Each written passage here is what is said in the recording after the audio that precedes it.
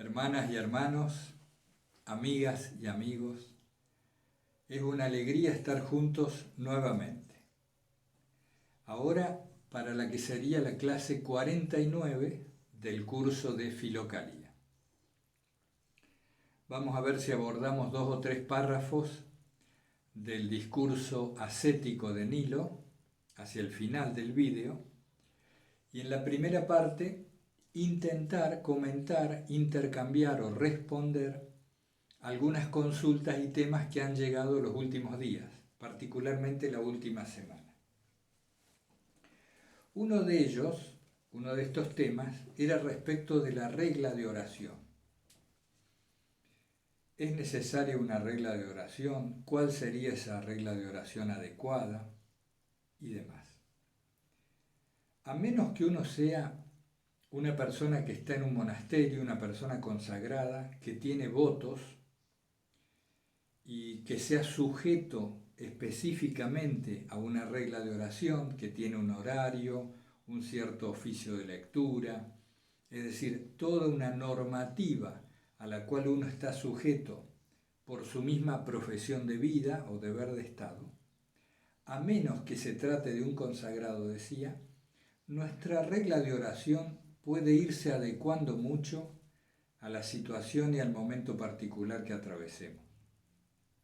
En realidad, se me decía hace mucho, la regla de oración viene a ser como un mapa, hoy diríamos como un GPS, que cuando andamos desorientados nos sirve para sujetarnos, como para más o menos encontrar nuevamente el camino.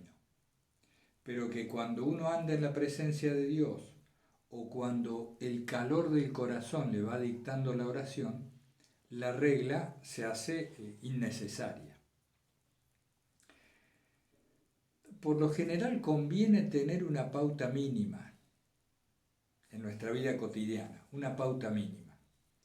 Al empezar la jornada, al terminar la jornada, algún momento de oración durante las actividades cotidianas que nos recuerden a Dios nuevamente o que nos ayuden a volver al centro. No es bueno sujetarse mucho a reglas complicadas que al principio pueden entusiasmarnos porque surgen al calor de la devoción, pero que luego terminan esclavizándonos o llevándonos a una situación en la cual terminamos con una oración de tipo exterior para cumplir lo que nos habíamos pautado. Nunca tienen que ser muy recargadas las reglas de oración.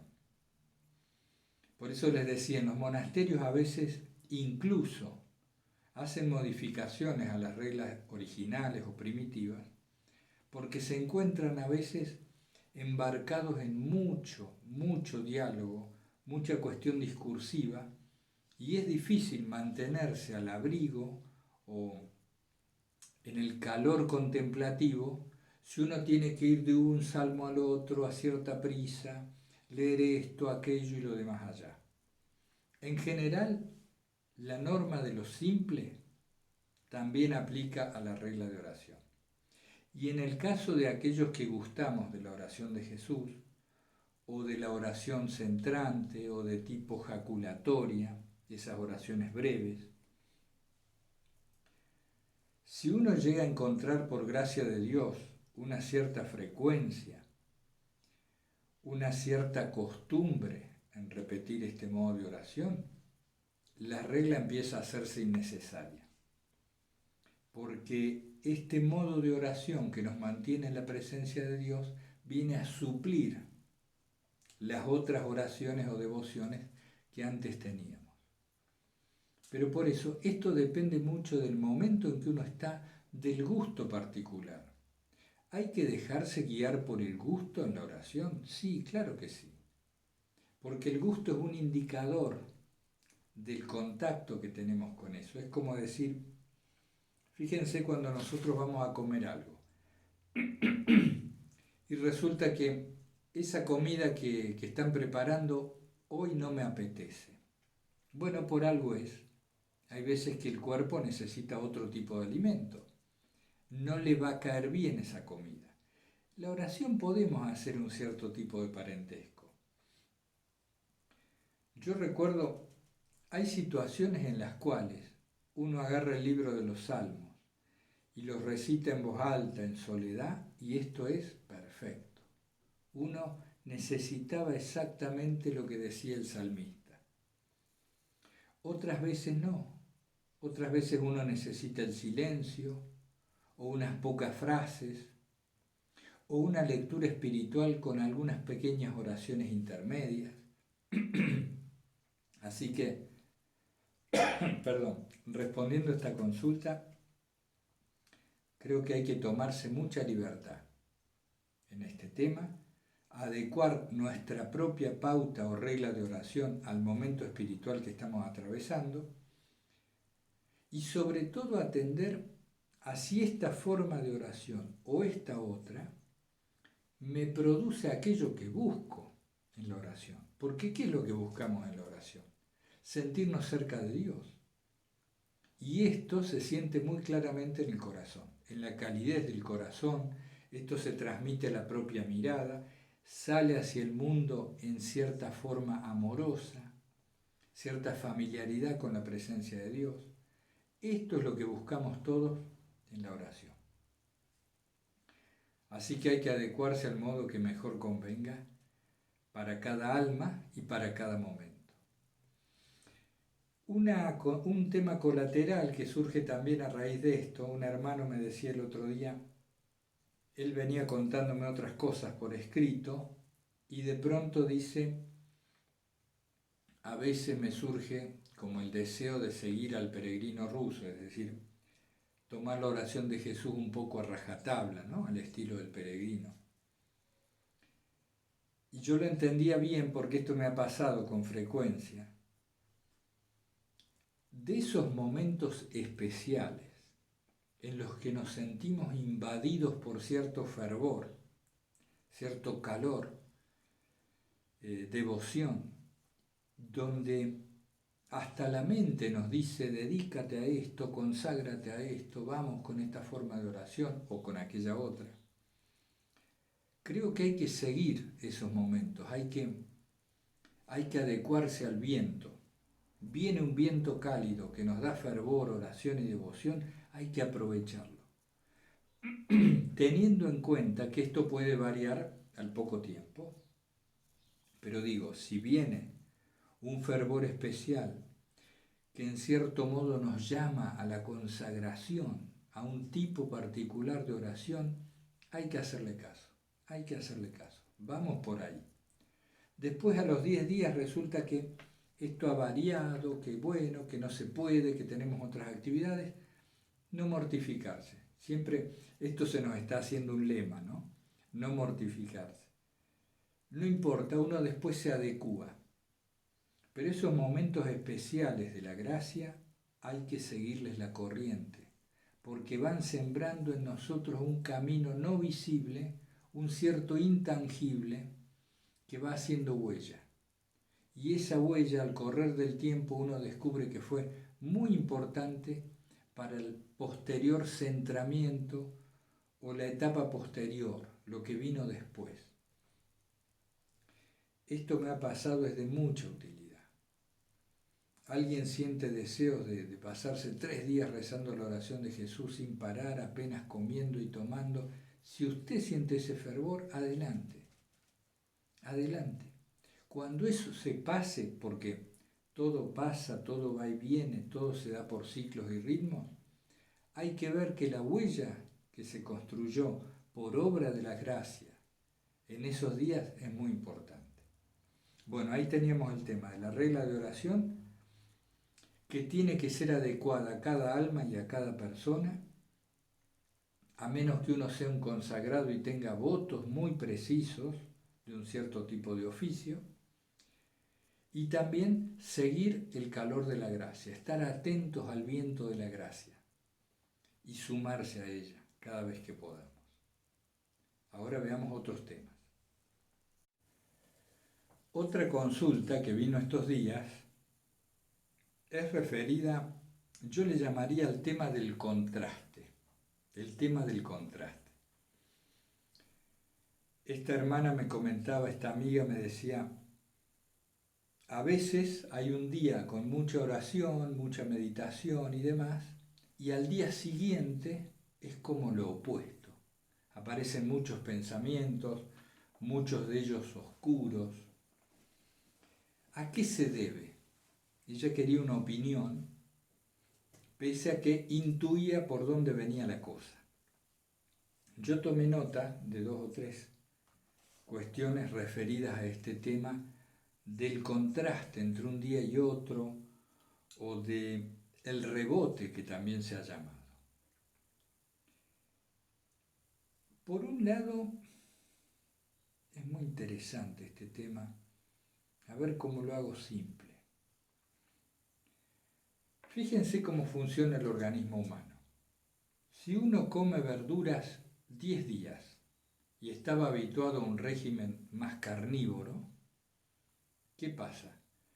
A medida que transcurren esos 10 días de verduras, cada vez hay más deseos de comer carne. El organismo funciona por hábitos y pareciera que esto es hasta una cuestión química.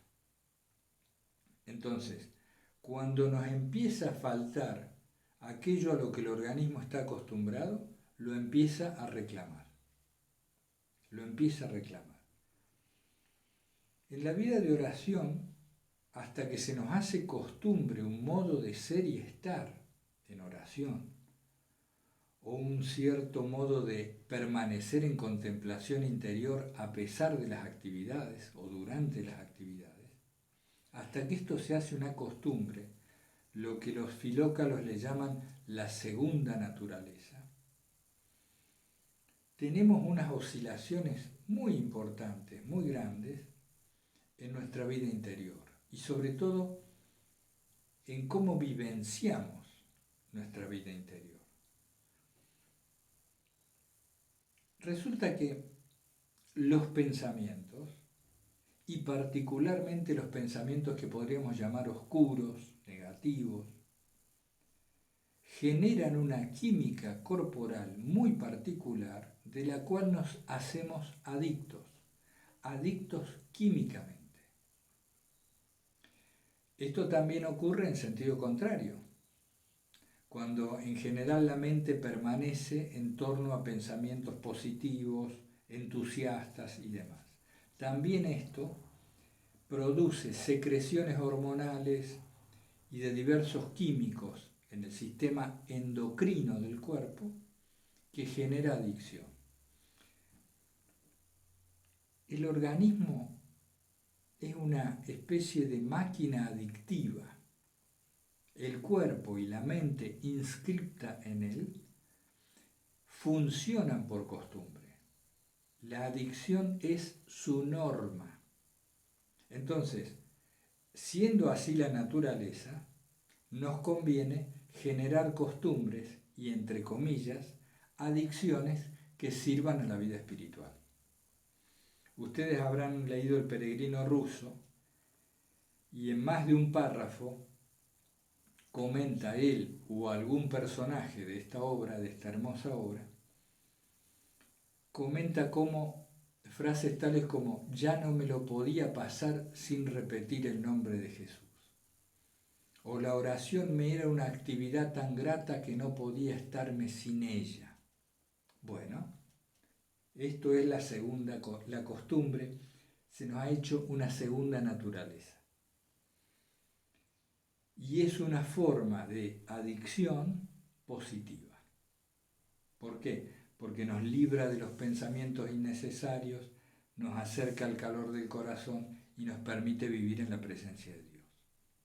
Pero la consulta venía por el lado opuesto, es decir, yo empiezo a rezar mucho o tengo un día de mucha oración y al día siguiente aparece lo opuesto. Así es. Esto se debe, desde un punto de vista, al reclamo químico que el organismo hace porque has suspendido una actividad que venías teniendo. Tenemos que persistir, ir poquito a poco generando este nuevo hábito de la oración hasta que nos acostumbremos a él. Y deja de costar. Al contrario, nos va a costar no repetir la oración o no estar en esa frecuencia. Ese es un aspecto que me parece tiene mucho que ver con lo que comentaba esta amiga, esta hermana. Por otra parte, otro factor es que cuando nos ponemos a orar con cierta frecuencia, nos crece el nivel de conciencia, crece nuestro nivel de atención.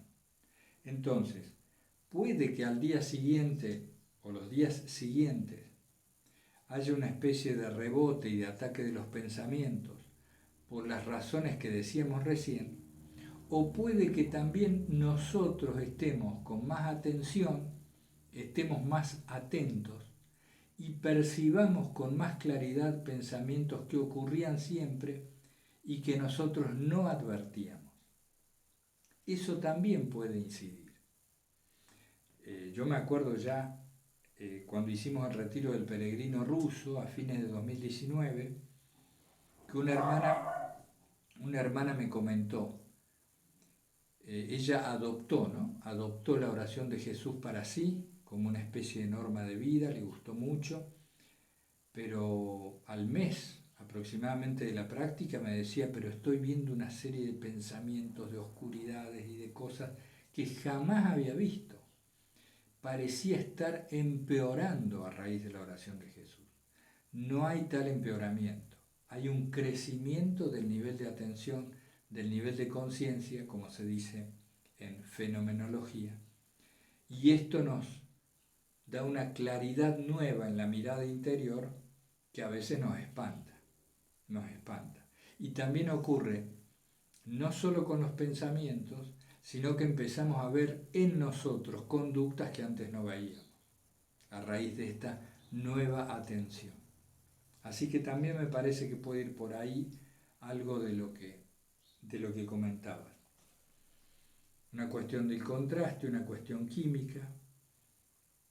Sí, hay una cuestión que se llama reclamo neuronal. Reclamo neuronal.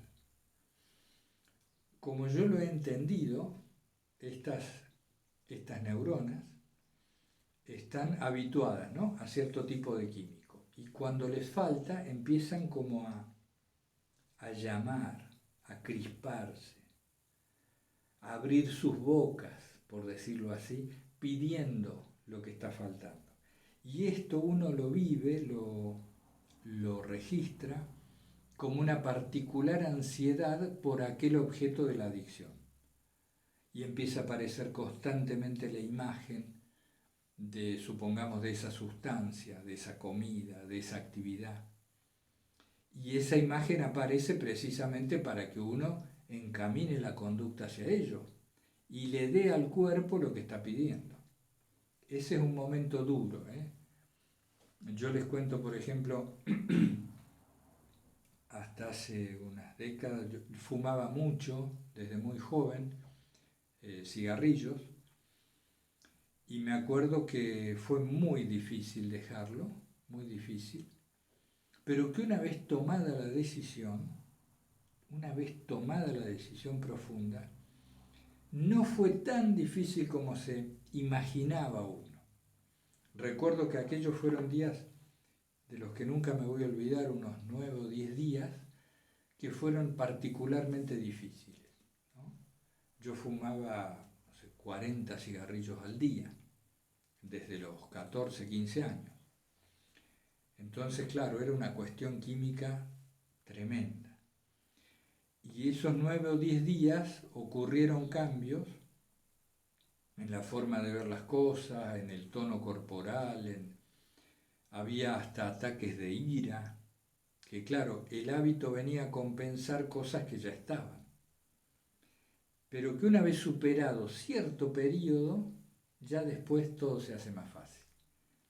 Y uno al mes de haber dejado un hábito, a veces ya ni se acuerda y no puede creer haber estado tan esclavizado cuando no era para tanto. Es una cuestión el organismo es una costumbre caminante, somos una costumbre andante. Hay que aprovechar eso a favor. Bueno, no sé si me he ido mucho del tema, amiga, pero yo lo veo por ahí, ¿no?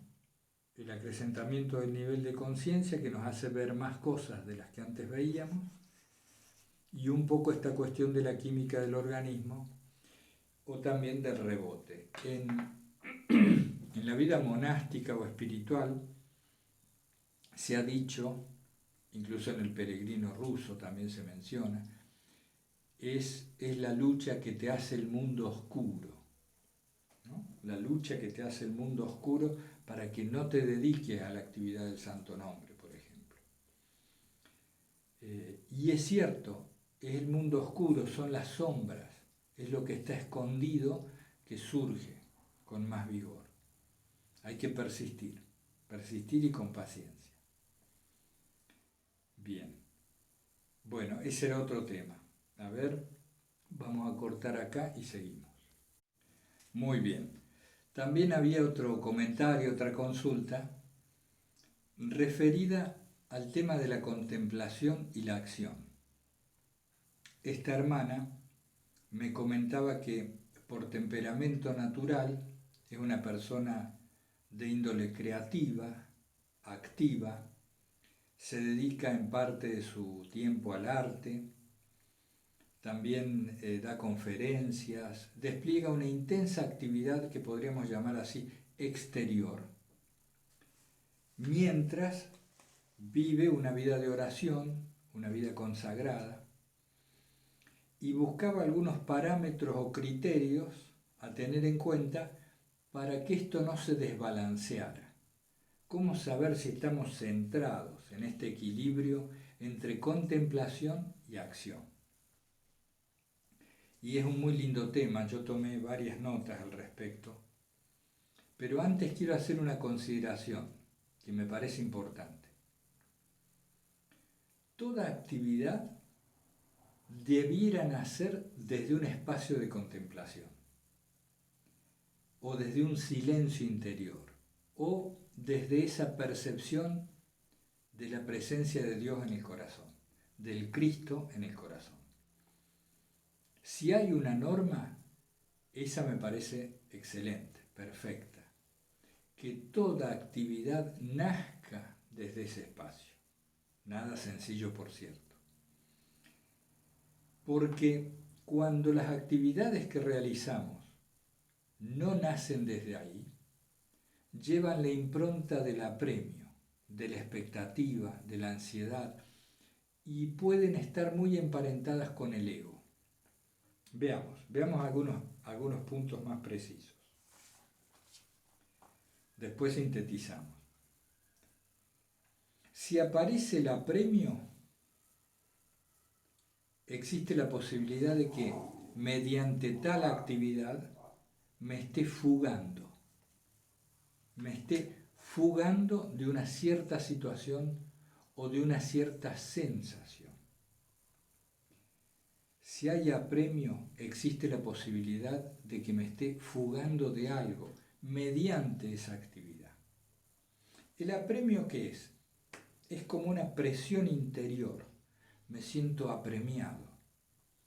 Y esto inmediatamente se transforma en prisa, una actividad presurosa, inquieta, agitada. Entonces, ¿por qué sucede esto? O he involucrado el ego, sin darme cuenta, por supuesto, se me ha metido el ego, una particular forma del enemigo, ¿no?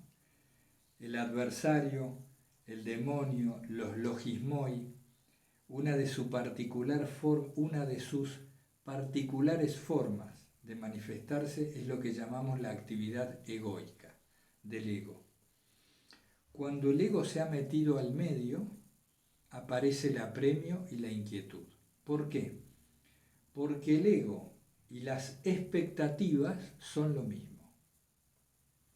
Cuando de tal actividad me hago expectativas, es decir, realizo tal actividad esperando un resultado determinado, eso es una expectativa. Cuando esto ocurre, estoy actuando más bien desde esa imagen de nosotros mismos que llamamos el ego, y por supuesto esto viene junto con la inquietud, con el apremio, la angustia, la ansiedad. Incluso uno tiende a abarcar más de lo que puede hacer.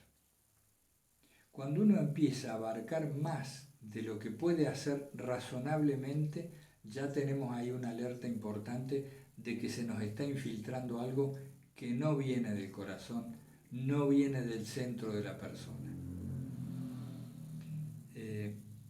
Y también esto de la fuga es una consideración importante, porque si no estamos integrando o aceptando una situación de vida que estamos teniendo, es decir, si nos quedamos quietos y resulta que la situación no nos es agradable, rechazamos lo que está ocurriendo, una de las vías de anestesiar, una de las formas de anestesia más comunes que solemos tener es el sumergirnos en actividades múltiples, de manera tal que las sensaciones que estas actividades nos van produciendo anestesien ese dolor de fondo o esa inquietud que está ahí, que está molestando.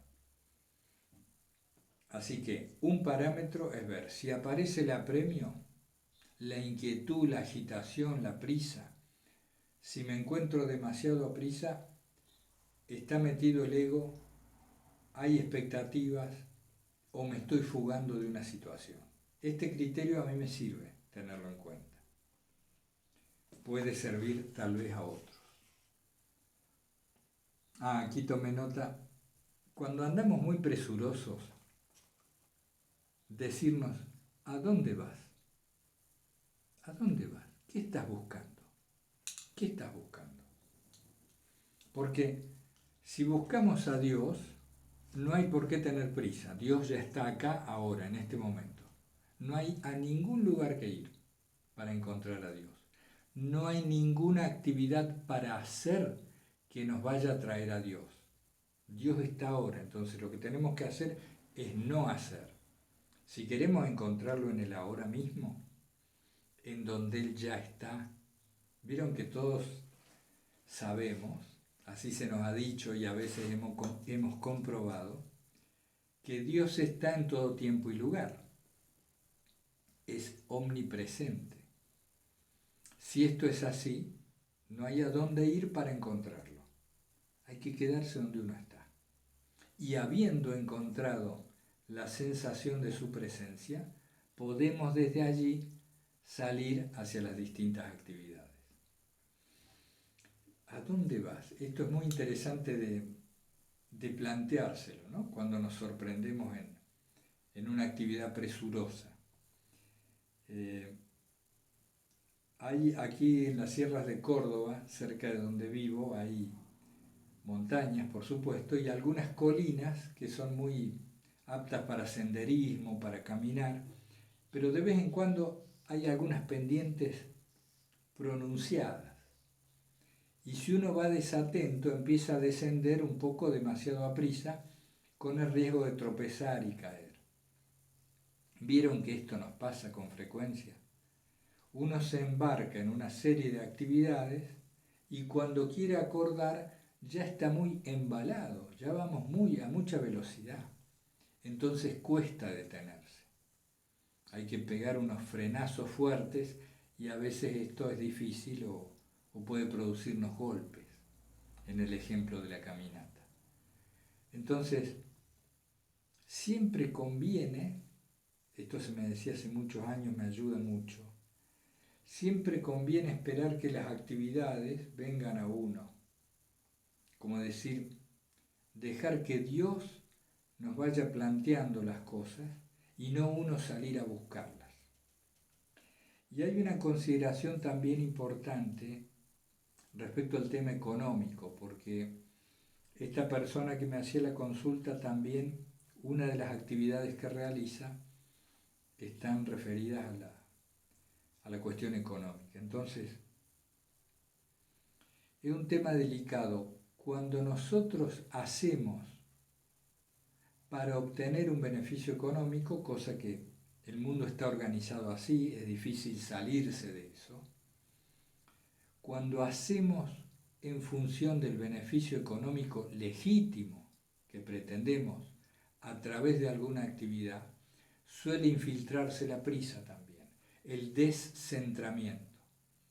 Voy a dar un ejemplo. Si tengo que producir 5 o 6 cuadros, vamos a suponer que escribo iconos, y tengo que producir varios iconos, y en función de esta producción voy a obtener el dinero necesario para vivir.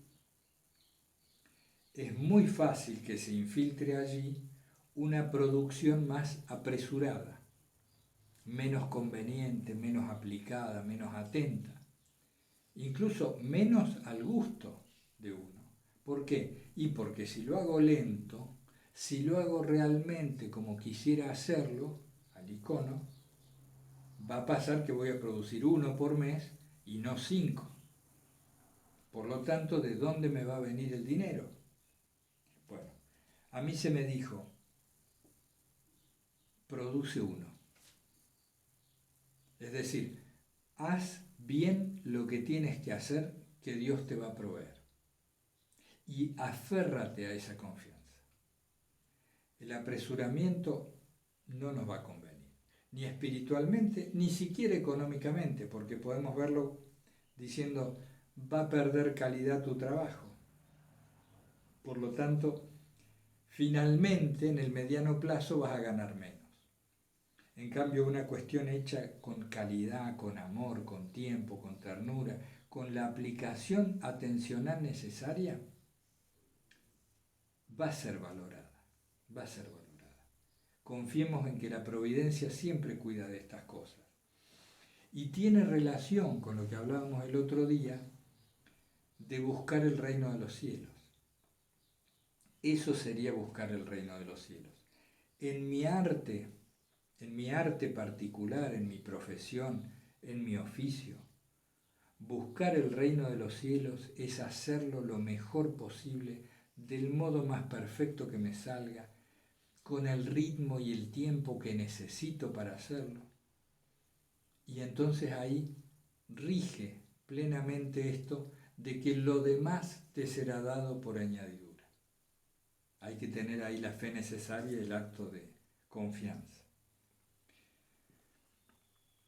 ¿Qué más? Suele mezclarse. Este tema suele mezclarse mucho cuando, no específicamente por la consulta que se me hizo, no creo que sea el caso, pero aprovecho el tema.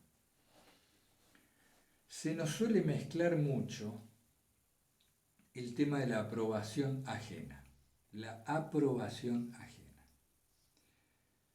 ¿Saben por qué disfrutamos tanto, todos, sin excepción creo, de cuando se nos aprueba? Se dice que una de las formas más fáciles de dominar a alguien es adularlo, ¿no? Alabarlo. ¿Por qué? Porque se nos cae la atención. Somos como presa fácil de la adulación, esto es, de la aprobación de los demás. ¿Por qué? Bueno, podemos decir porque somos egoicos, somos orgullosos, sí, vanidosos, todo eso es cierto. Pero ¿qué hay debajo de esto? Sucede que cuando nos miran con aprobación, e incluso admirativamente, digámoslo, cuando nos admiran, qué bien has hecho esto, qué bien eso que has hecho, qué bien esto que has dicho, etc. Esa mirada del otro suele ser usada por nuestro psiquismo, por nuestra mente, suele ser usada para mirarnos a nosotros mismos. Usamos la mirada ajena para mirarnos a nosotros mismos. Y ahí sonamos. Ahí se arruinó el asunto. ¿Por qué? Porque se genera, por una parte, dependencia de esta mirada ajena. Es lo que le pasa a la gente muy famosa, que una vez que ha pasado su ciclo, una vez que han caído de la cresta de la ola, pasó ya el pico de la fama, hicieron 4, 5, 10 películas, después vieron cómo es el mercado del cine, van envejeciendo, los llaman menos y son actores que eran muy famosos y después nadie se acuerda de ellos. Y la depresión es terrible, porque se habían acostumbrado a mirarse a sí mismos en función de la mirada que los fans tenían sobre él. Y después, es decir, aquí también se genera un tipo de dependencia. ¿A qué iba? A que muchas veces la prisa, el apremio y la exteriorización en la que caemos tiene que ver con esto de la mirada ajena, de habernos acostumbrado a recibir una cierta mirada y por lo tanto la dependencia y la esclavitud de querer mantenerla. Miren, a mí me ha pasado, espérense que me tengo que tomar un pequeño mate para suavizar la garganta y no he querido cortar el vídeo.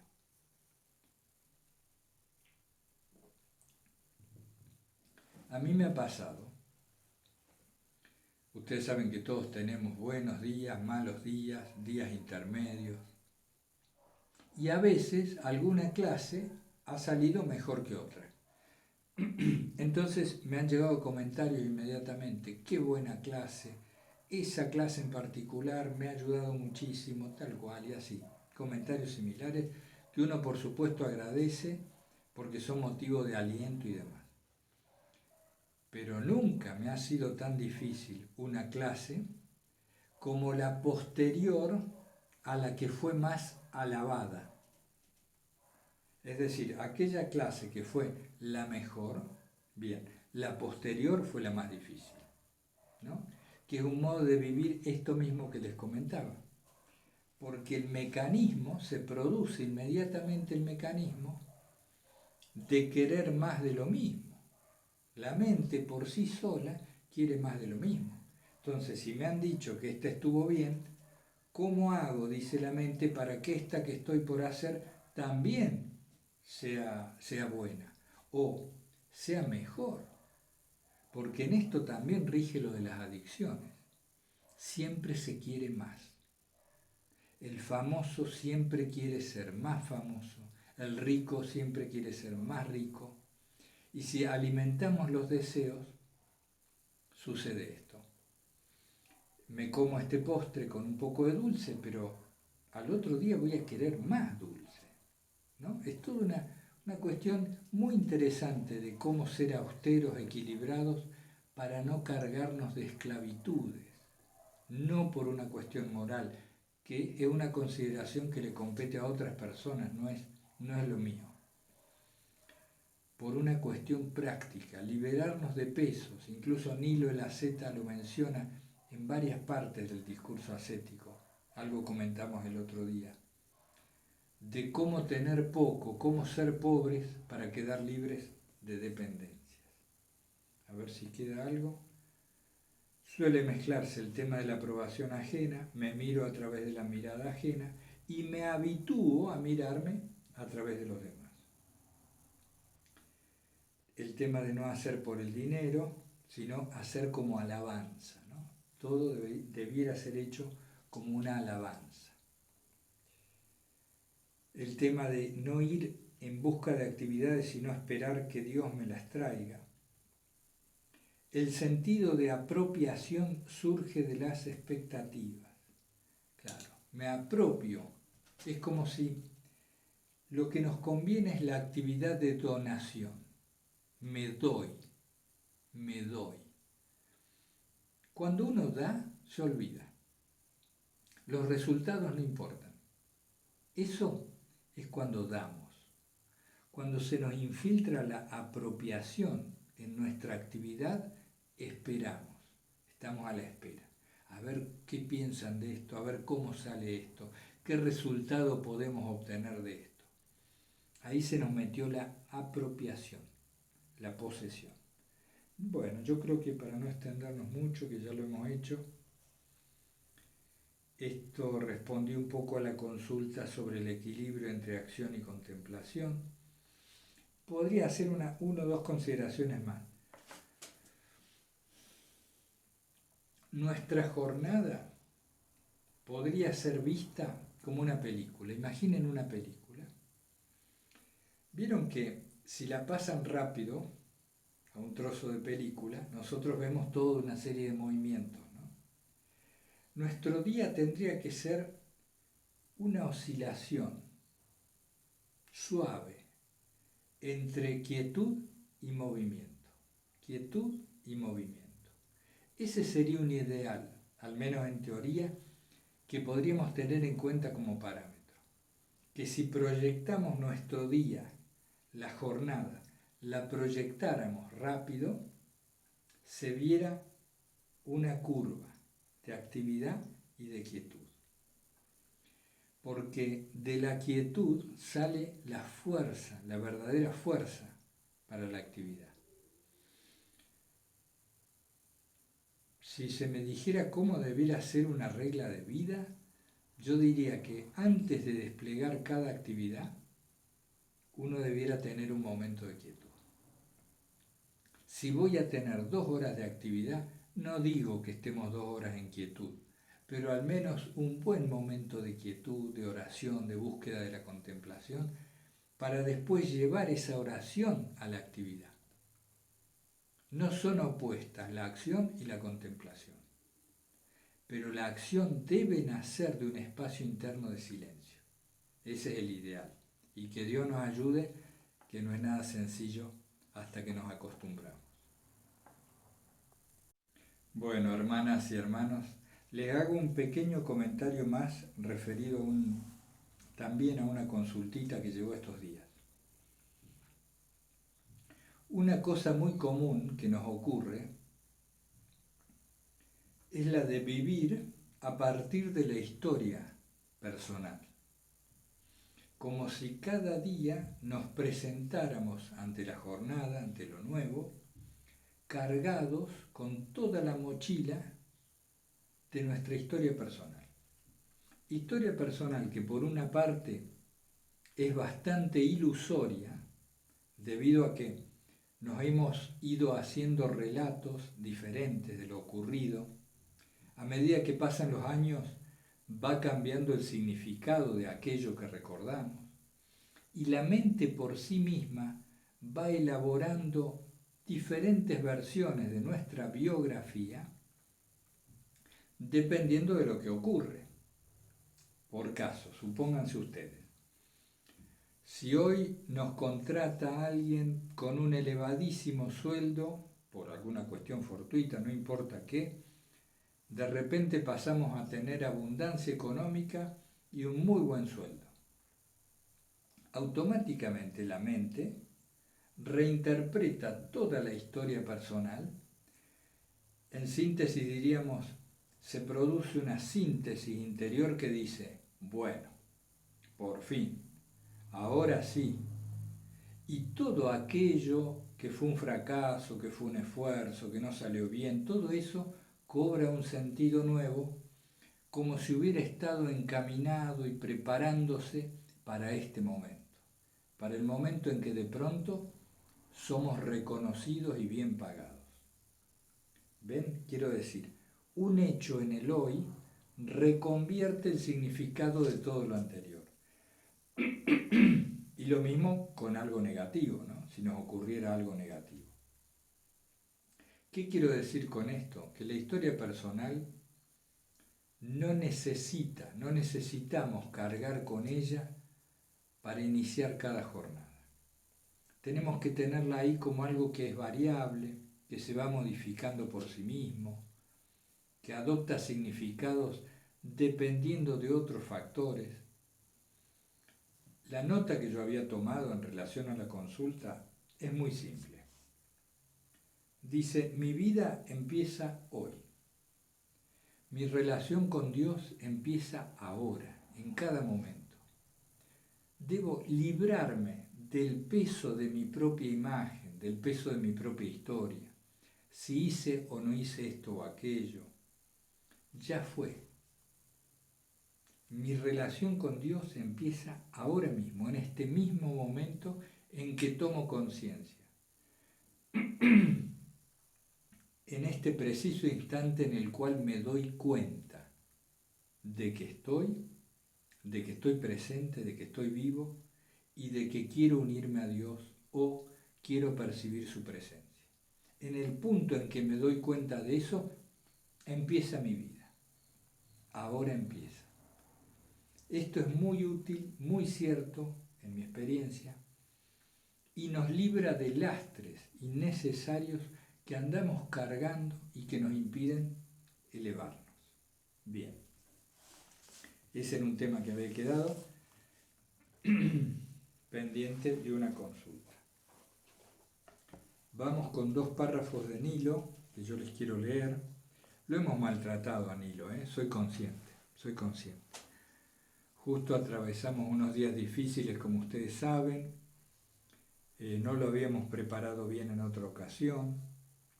Ahora vino esto de las consultas que es necesario responder, porque además son temas cotidianos, temas que nos sirven a todos. Así que soy consciente que no lo hemos bien tratado a Nilo, pero resulta que tenemos muchas más clases que autores. Ustedes saben que Filocalía, en el programa tenemos 25 autores, así que hasta fin de año vamos a volver en alguna clase con Nilo, si lo podemos preparar bien. Y también sobre autores que vimos el año pasado y que dijimos, ¿no?, que íbamos a regresar a ellos porque tienen mucho contenido.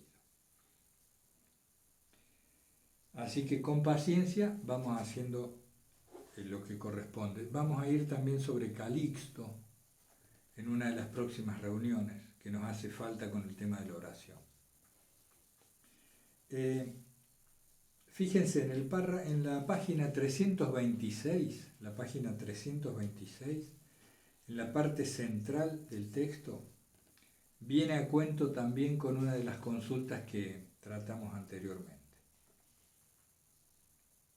Dice Nilo: y después de la corrección de estas cosas, será necesario aconsejarles, si algunos se hubiesen recientemente alejado de los clamores, de transcurrir su tiempo en estado de esiquía y de no reabrir con salidas frecuentes las heridas procuradas a la mente por los sentidos, ni introducir con los antiguos ídolos de los pecados otras formas.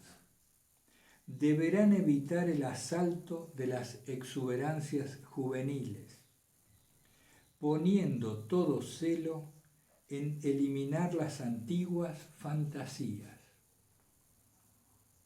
La esiquía es, en efecto, muy cansadora para aquellos que han renunciado recientemente.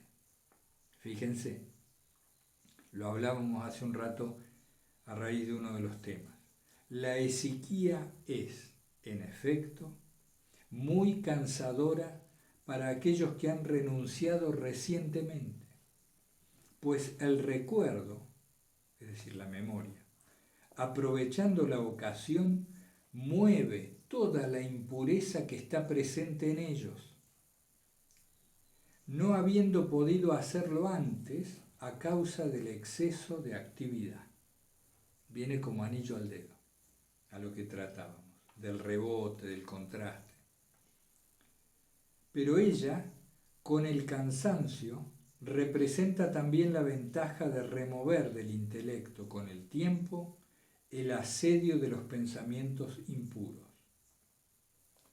Dice Nilo: si hay intención de lavar el alma y purificarla de todas sus manchas, deberán retirarse de todas las actividades en las que la suciedad aumenta, ofreciendo mucha calma a la razón, y deberán permanecer lejos de las excitaciones, huyendo del comercio con las cosas más vulgares y abrazando la soledad madre de la filosofía.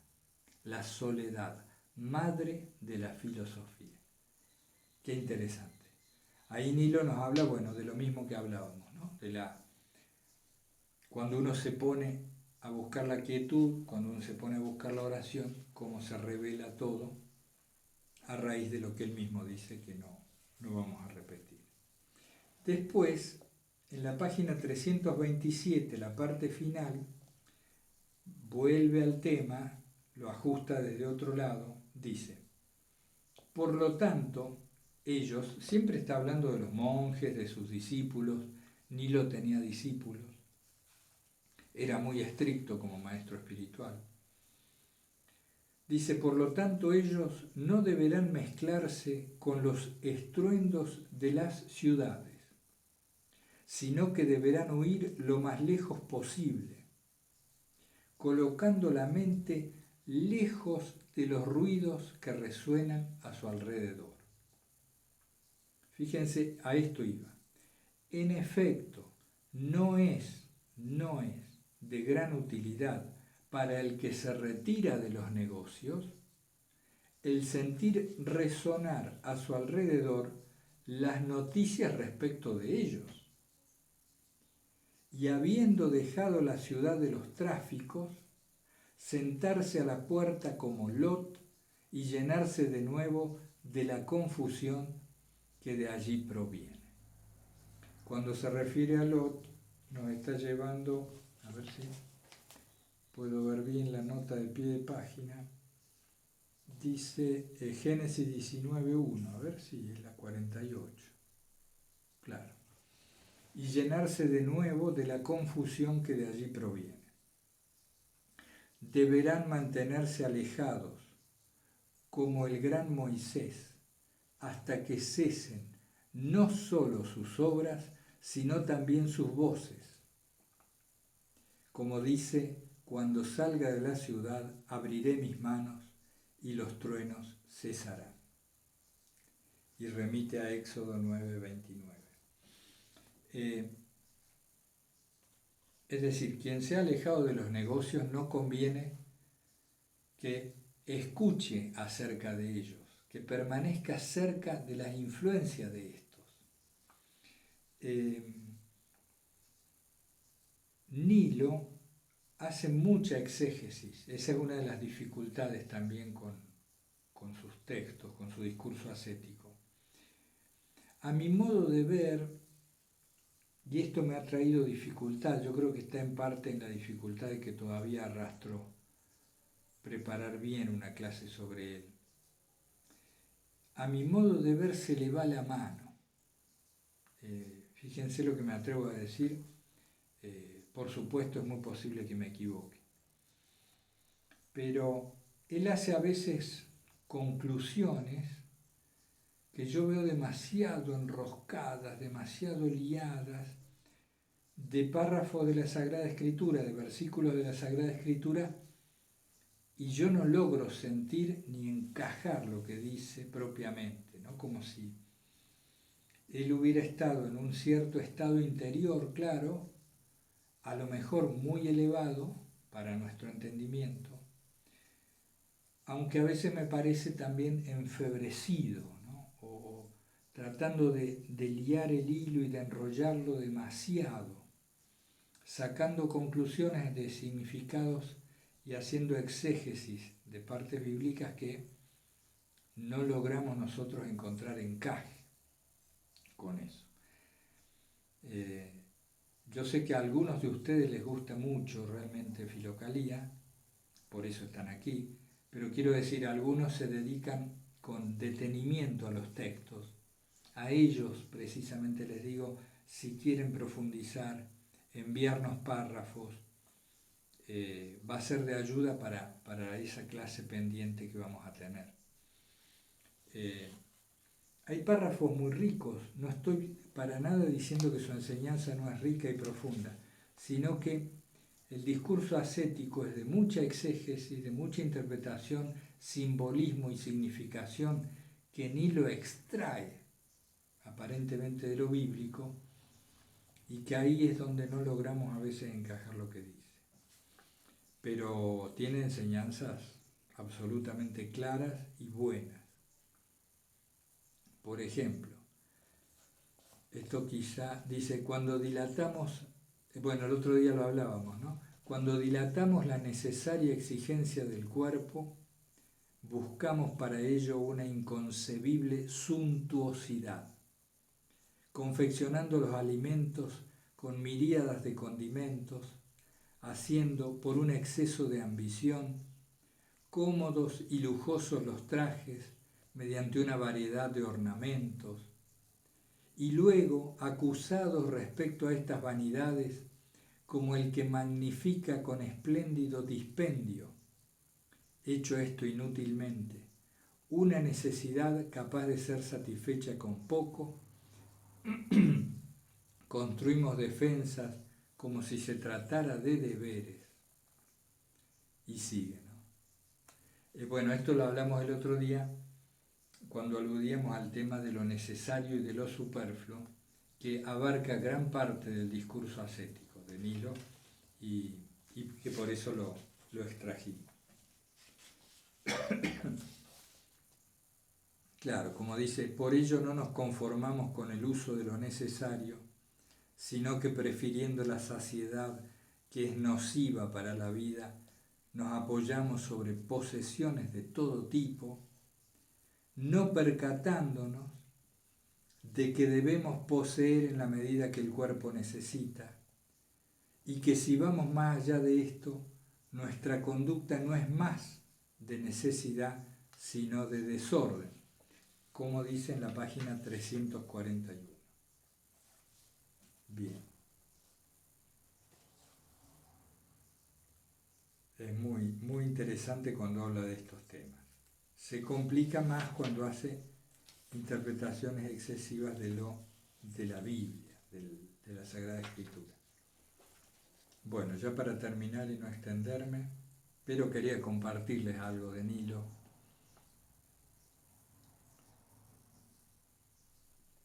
Habiendo recibido, dice al final de la página 342, habiendo recibido un alimento común con los animales y habiéndolo pervertido con invenciones en uno más disoluto, ¿cómo no seremos juzgados razonablemente más irracionales que aquellos? Las fieras permanecen dentro de los confines de la naturaleza y no remueven nada de lo que ha sido ordenado por Dios, mientras nosotros, que hemos sido dignos de pensamiento, es decir, se nos dio el pensamiento, nos hemos alejado del todo del modo de vivir de la ley primitiva. ¿Cuáles son las glotonerías que apetecen los seres irracionales? ¿Cuáles son las artes de los panaderos y de los cocineros que crean placeres para el mísero estómago? Está comparándonos con los animales, final de la página 342. Y dice que ellos no tienen todas estas profesiones, el cocinero, el panadero, que ellos nunca se salen ahí de lo necesario. Y que por eso nos deberíamos llamar irracionales a nosotros antes que a ellos. Si hoy tengo que hacer una síntesis de Nilo, les diría que el tema de lo necesario y lo superfluo es lo principal. Y el tema de la dignidad, mantener la dignidad del hábito que se ha tomado o de la profesión que se ha elegido, particularmente de la monástica. Él hace ahí una referencia a que se nos ha dado el pensamiento. Y en este sentido, el pensamiento o la mente, la que llamamos la mente, viene a ser una herramienta, algo que nuestro espíritu puede usar para elevarse hacia Dios nuevamente, así como el cuerpo está dispuesto para utilizarlo como herramienta de elevación hacia Dios. La concepción que tiene Nilo también cuando le habla a sus discípulos es la de casi todos los filócalos, la concepción tripartita de cuerpo, alma y espíritu, y de que el cuerpo y el alma están o deberían estar a las órdenes del espíritu. El espíritu, hijo de Dios, el inmaterial. Y que cuando permitimos que el cuerpo y la mente, esto es el alma, acuérdense que mente y alma son lo mismo para Filocalía, cuando el cuerpo y la mente toman el mando y empiezan a enajenar al espíritu hasta sacarlo de escena, hasta oscurecerlo, adormecerlo, allí está la causa de todos nuestros males. Y nos hacemos ajenos a Dios por desemejanza, porque ahí sí dejamos de ser parecidos a Dios, que es espíritu. Bueno, hermanas y hermanos, como les decía al principio, es un gusto estar juntos y referido a este tema. Los invito este próximo miércoles santo, si quieren participar de una reunión virtual, lo voy a anunciar también por correo. Vamos a juntarnos allí, quienes quieran, por supuesto, de ambos cursos, para aprovechar la Semana Santa y hacer un poco de intercambio entre hermanos. Y tomo seriamente el compromiso de hacer esto con frecuencia, con más frecuencia. Ahora han cambiado las condiciones en el ámbito en que vivo, han cambiado favorablemente y voy a poder tener oportunidad de tener encuentros virtuales más frecuentes. Esto es algo que ustedes me reclaman, ciertamente, para tener la posibilidad de verse con otros que están en los mismos temas. Y es muy saludable que así sea. Bueno, estamos por entrar en la Semana Santa. Invoquemos a nuestro Señor Jesucristo para que con su gracia nos abra el corazón y Él pueda resucitar en nuestro interior y quedarse allí a vivir con nosotros. Que seamos capaces de percibir su presencia y su continua resurrección en nuestro interior. Les mando un abrazo fraterno. Hasta pronto.